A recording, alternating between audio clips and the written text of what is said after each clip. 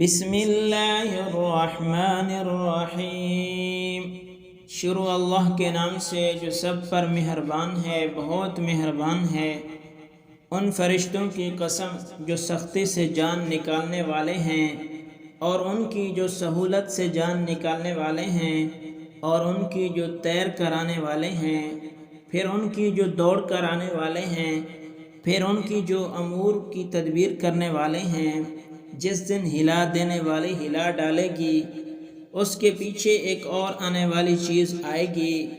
کتنے دل اس دن دھڑکتے ہوں گے، ان کی آنکھیں جھک رہی ہوں گی۔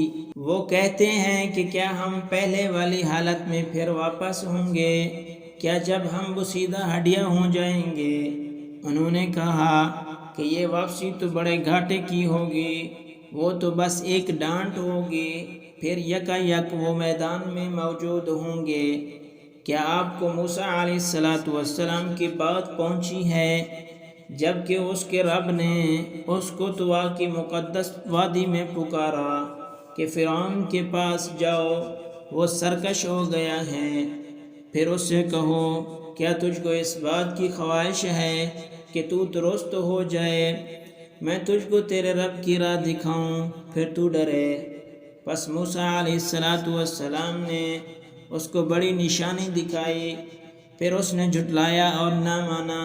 پھر وہ پلٹا کوشش کرتے ہوئے، پھر اس نے جمع کیا، پھر اس نے آواز لگائی۔ پس اس نے کہا کہ میں تمہارا سب سے بڑا رب ہوں۔ پس اللہ نے اس کو آخرت اور دنیا کے عذاب میں پکڑا۔ بے شک اس میں نصیحت ہے ہر اس شخص کے لیے جو ڈرے۔ کیا تمہارا بنانا زیادہ مشکل ہے یا آسمان کا؟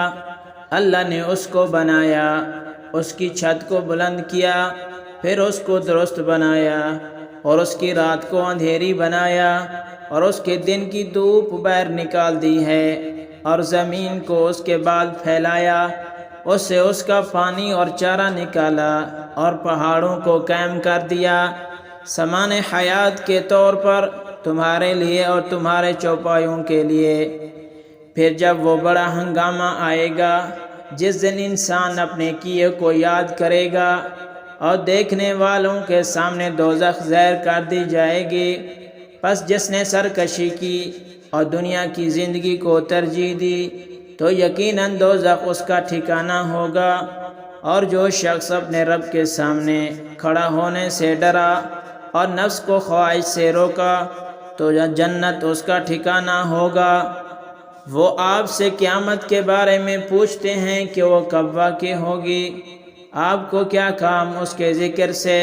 یہ معاملہ آپ کے رب کے حوالے ہے، آپ تو بس ڈرانے والے ہو اس شخص کو جو ڈرے۔ جس دن یہ اس کو دیکھ لیں گے، اس دن انہیں معلوم ہوگا جیسے وہ ایک شام یا ایک صبح سے زیادہ نہیں رہے۔